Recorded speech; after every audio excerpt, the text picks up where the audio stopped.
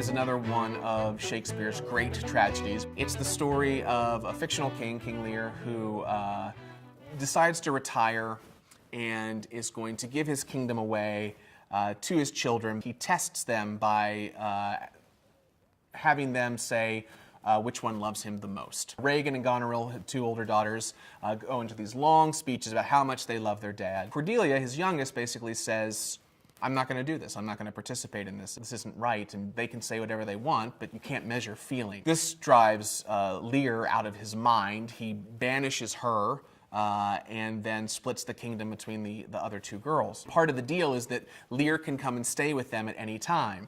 So he comes and he wears out his welcome very quickly, so that one sister kicks him out and sends him to the other house. That daughter basically tries to get rid of him and take away his soldiers and his powers and all the trappings of his former self, to the point that he goes mad and runs out into the wilderness. So the whole time that this is happening with Lear and his daughters, then you have the story of Edmund, the illegitimate half-brother to Edgar.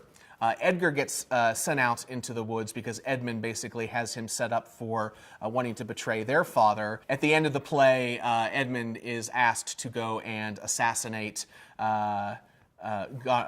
Cordelia, which he does right before it's time, right before he dies from a wound inflicted in a fight with his brother. That's when you get Lear's dramatic re-entrance at the end, carrying Cordelia's body because he couldn't do anything to save her. The storm is going to be it's the iconic moment in the show. In the same way that any production you go to see of Hamlet and you wonder, I wonder how this actor is going to handle to be or not to be, you go to King Lear and you think, I wonder how this production is going to handle the storm. What are they going to do with it?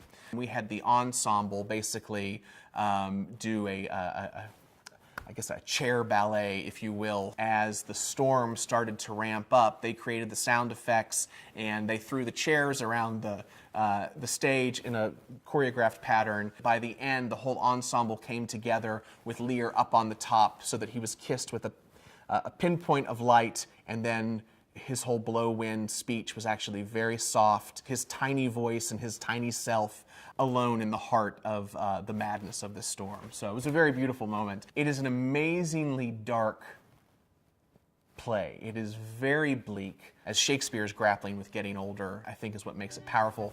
And, you know, it's a little bit of what's bleak about it is that his view is not necessarily a very positive one about what our later years have in store for us.